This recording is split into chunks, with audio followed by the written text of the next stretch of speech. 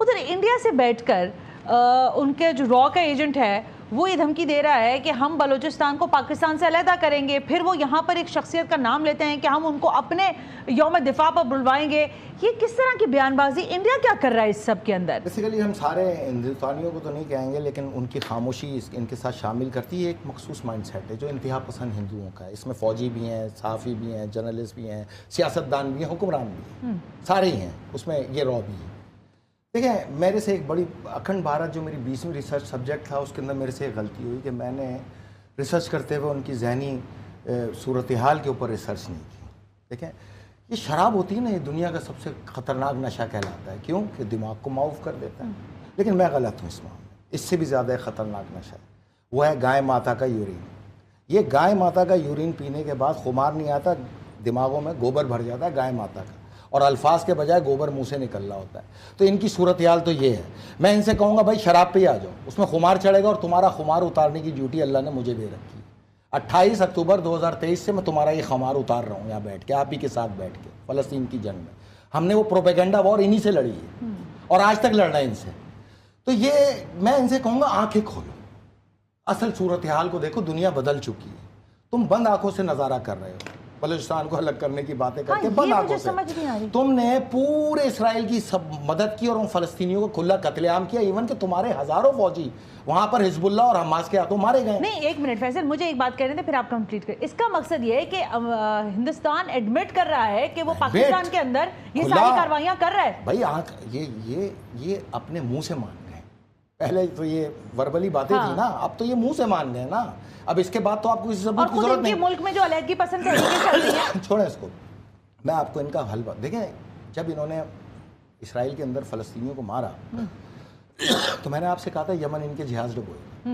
अब तक 6 जहाज़ डुबो चुका है। मैं आपको गारंटी दे रहा हूँ कि इनके 100% जहाज़ डुबोएगा आने वाले दिनों में। ये जितनी प्रोडक्शन कर रहे हैं ना, 4200 अरब डॉलर की जो मैशियत बता रहे हैं, इनकी मैशियत के ऊपर सारे मिसाइल यमन नहीं मारने। जिस तरह ये इस्लाम के खिलाफ नजर आए, चाहे इसराइल के साथ मिलकर फ़लस्तीन के खिलाफ, लबनान के कत्लेआम में कासिम सलमानी के कत्लेआम के पीछे भी यही थे। पूरे पाकिस्तान के अंदर ये जितना टीटीपी ने कत्लेआम किया सबके पीछे ये थे। बलूचिस्तान में तो ये खुद मान गए ना। तो इसका मतलब है तुम इस्लाम दुश्मनी तुम्हारी खुल के सामने आई है, पाकिस्तान दुश्मनी नहीं, इस्लाम दुश्मनी। पीएम मोदी जो हैं जी हाँ, वो सऊदी अरब जाने की तैयारी में हैं और नेक्स्ट वीक कहा जा रहा है कि पीएम मोदी जो हैं वो सऊदी अरब जाएंगे और वहां पर जाकर जी ट्रेड पे भी बात होगी, एनर्जी पे बात होगी और डिफेंस पे बात होगी। जी हाँ, सऊदी अरब के साथ जो है वो पीएम मोदी जो है वो एमबीएस से मिलेंगे सऊदी अरब जाकर और उसके बाद इन तमाम पॉइंट्स के ऊपर बातचीत की जाएगी, जिसमें ट्रेड भी है, उसके साथ जो है एनर्जी भी है और डिफेंस पर भी बात की जाएगी। इससे पहले भी आप जानते हैं कि कश्मीर में, यानी कि जम्मू कश्मीर जो भारत की साइड पर है, वहां पर जो कहा जा रहा है कि बहुत जबरदस्त किस्म की मॉल्स वगैरह बन रही हैं, उसमें भी कहा यही गया है कि सऊदी अरब की तरफ से इन्वेस्टमेंट गई है। तकरीबन $100 बिलियन जो है वो सऊदी अरब इन्वेस्ट कर रहा है भारत के साथ। तो दोस्तों, मोदी जी का यूएई का दौरा बहुत ही अहम माना जा रहा है। पूरी पाकिस्तान मीडिया ये टकटकी लगाए हुए देख रही है कि आखिर मोदी जी का इस टाइम पे ये यूएई का दौरा क्यों हो रहा है। और उसके बाद ये कहा जा रहा है कि जो ईरान के साथ और जो न्यूक्लियर डील अमेरिका करना चाहता है, उसके लिए बीच में समझौते के लिए मोदी जी को इंपॉर्टेंटली, मतलब कि वहां पे इमीडिएटली बुलाया गया है और वो बीच का समझौता मोदी जी करेंगे। ये हम नहीं कह रहे, पाकिस्तान मीडिया अंदेशा लगा रही है और पूरी दुनिया अंदेशा लगा रही है कि ये कोई कर सकता है तो वो भारत कर सकता है। तो आइए पाकिस्तान मीडिया इस बारे में क्या कुछ कह रही है, सुनते हैं। क्या वजह है? अभी खबर आई है कि 4700 पाकिस्तानी सऊदी अरेबिया ने पकड़े हैं जो भीख मांगते हैं सऊदी अरेबिया में। यहाँ से जाते हैं उम्रा करने, आपको बता के जाते हैं उम्रा करने जा रहा हूँ, मुझे बता के जाते हैं हज करने जा रहा हूँ, उधर जाके भीख मांगते हैं। किसका इमेज खराब हो रहा है? इंसल्ट किसकी हो रही है? गदागरी। फर्स्ट ऑफ ऑल तो गदागरी एक काबिल मजम्मत प्रोफेशन है। बिल्कुल। अब तो ये बाकायदा सनत का दर्जा अख्तियार कर चुका है। अच्छा, प्रोफेशनल लोग इस सिस्टम को अडॉप्ट कर चुके हैं, एजुकेटेड लोग भी इसमें आ रहे हैं और उन्होंने अपनी टीमें बनाई हुई हैं, बाकायदा टेंडर होते हैं। अच्छा, बड़ी इंफॉर्मेशन है भाई को। अच्छा, और बाकायदा नेटवर्क होते हैं। कोई आउटसाइडर उस नेटवर्क में आ जाए तो उसको उसका चेक एंड बैलेंस स्टार्ट हो जाता है कि आप इस सिस्टम में कैसे आ गए। अच्छा, तो ये काबिल मजम्मत मामला है। बिल्कुल। अब आपने बात की सऊदी अरब की, दिस इज वेरी इंपॉर्टेंट।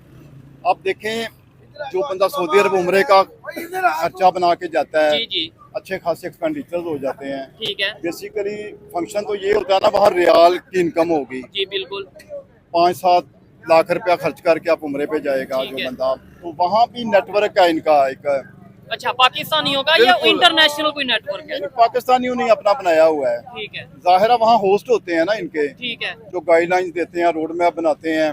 नहीं इससे हमारे पासपोर्ट की वैल्यू जो है वो नीचे नहीं गिर जाती, इससे हमारा इमेज नहीं खराब होता?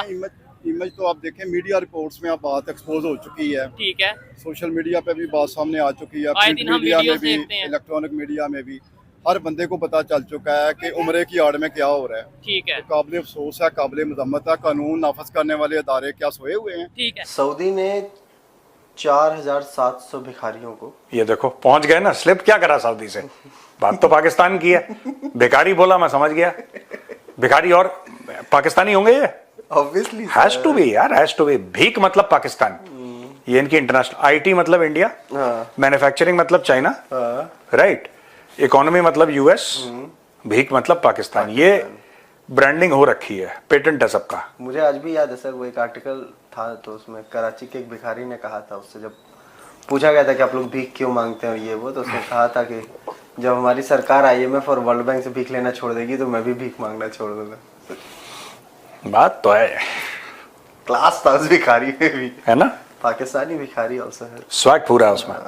कहता है कि शहबाज शरीफ मांग रहा है, मैं क्यों ना मांगू। अच्छा स्टोरी क्या है बताओ। तो पाकिस्तान 4700 करीब भिखारियों को सऊदी अरब ने निकाल दिया है। उनके ख्वाजा आसिफ ने कहा है कि इतने लोगों को तो निकाल दिया, लेकिन अभी हमारा फॉरेन एक्सचेंज बढ़ा सकते हैं, क्योंकि करीब 22 मिलियन भिखारी हैं जो करीब 42 बिलियन सालाना कमा रहे हैं। अच्छा हमारे पॉलिटिशियन जो उनसे हैं, जाहिर बात है हमारे फॉरेन मिनिस्ट्री है, क्या आपको नहीं लगता उन्हें बकायदा मैनेजमेंट करनी चाहिए, देखना चाहिए कोई पाकिस्तानी अगर पाकिस्तान से बाहर किसी भी कंट्री में जा रहा है, वो किस पर्पस के लिए जा रहा है, उधर भी जाके उसके ऊपर जो एम्बेसी है वो थोड़ा नजर रखे।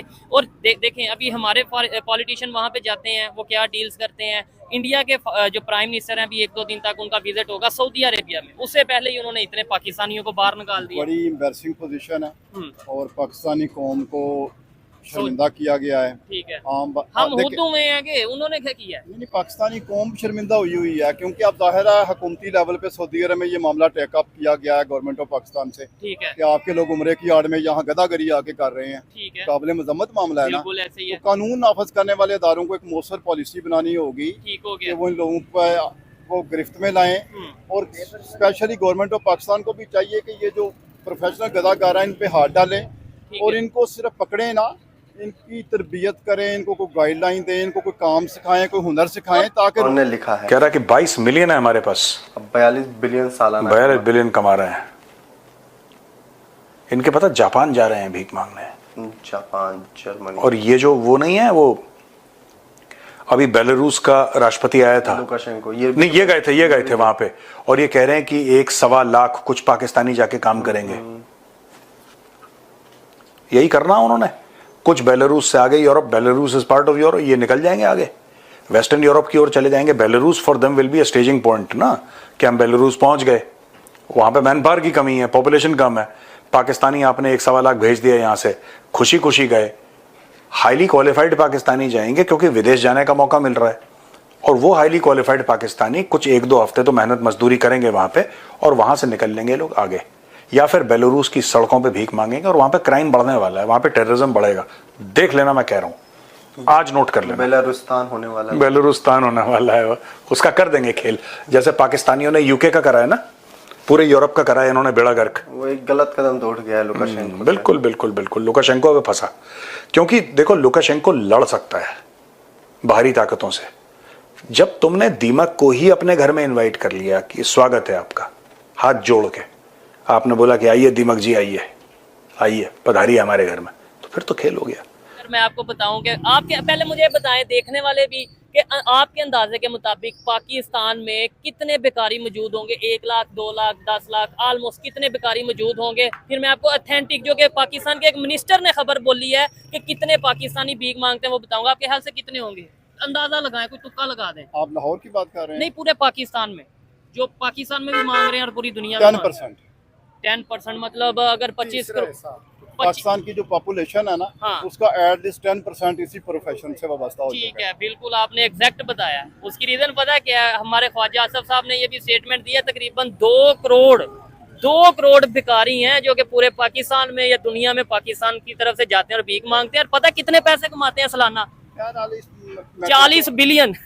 इस मामले को बेहतर अंदाज से अगर आपने इंटरनेशनल लेवल पे शर्मिंदगी से बचना है, हाँ। तो इसको ओवरकम करने के लिए कोई पॉलिसी ये चीज है, मेन चीज तो ये है कि कोई पॉलिसी बनाए। जी, जनरल जिया ने भी खत्म की थी क्या भीख मांगना? भीख मांगना। ठीक है। उन लोगों को लेके गए थे सऊदीया में काम दिलवाया, वो वहाँ चले गए भीख मांगने। ठीक है। वो जो कहता है घर में बेकार है, वो बाहर भी जाके बेकार होगा। बेकार ये एक है। आदत बनी हुई है। ये चीज उसको तुम काम सिखाने क्या, तुम उसको जहाज पे भी बिठा दो ना, तो वो आपको चकमा दे के सीधा निकल जाएगा, वहाँ चौक पे खड़ा मतलब होगा। जिसको एक आदत पड़ गई है हाँ, भीख वो- मांगने की, हाँ। उसे आप काम दोगे भी तो वो नहीं वो करेगा। नहीं करेगा। उसकी एक मतलब है, मैं सारा दिन अगर एक काम करता हूँ तो 1500 दिहाड़ी कमाता हूँ। ठीक है। भीख मांगने से वहाँ चला जाऊँ तो मुझे 5000 मिलते हैं, वो तो भी एक खड़े होके 1 घंटे के। तो गवर्नमेंट मुश्किल है कि ये इस पे काबू करे। लेकिन इसके लिए अपने लेकिन अपनी दूसरी बात रिस्पेक्ट एक को और खत्म है ना, करना पड़ता है ना जो फिर, उम्रे की बात आई हुई है ना, जो उम्रे पे जाता है और भीख मांगता है। लेकिन वो बहुत कम लोग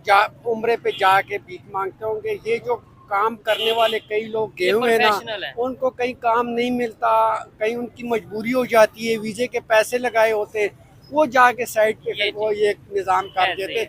उम्रा और आज ये बदनामी हो जाएगी हमारी। कल को ऐसे ही। कोई बंदा जाएगा उस पे मतलब शक किया जाएगा कि ये भी भीख मांगने जा रहा है। तो दोस्तों जैसे कि आपने देखा, पाकिस्तान मीडिया बहुत ही ज्यादा टकटकी लगाए हुए देख रही है। वही दूसरी तरफ कुछ पाकिस्तान फालतू ऐसी मीडिया है जो भारत के हिंदू धर्म को लेकर मजाक भी बनाती है। मोदी जी का जब भी नाम आता है तब मोदी जी को लेकर हिंदू धर्म से जोड़ दिया जाता है, आरएसएस से जोड़ दिया जाता है, और सिर्फ ये दिखाया जाता है कि मोदी यानी कि हिंदुओं का राजा है, बाकी वो मुसलमानों का कुछ सुनता नहीं है, मुसलमान उसके सामने आए तो काट दिए जाते हैं। ये पाकिस्तानियों का, पाकिस्तान मीडिया का कहना है। वही दूसरी तरफ ये जो दौरा है, जिस तरीके से भी यूएई के जो प्रिंस थे वो आए थे भारत में, उन्होंने दौरा किया, उसके बाद भारत के जो पीएम है मोदी जी वो जा रहे हैं, तो इसके पीछे पाकिस्तान को एक तो समझ आ चुका है कि हम पूरी दुनिया के लिए एक कट ऑफ हो चुके हैं, मतलब कि हमारी कोई औकात नहीं रही है, हमें सिर्फ भीख की तरह कोई देश देता है तो वो हम लेते,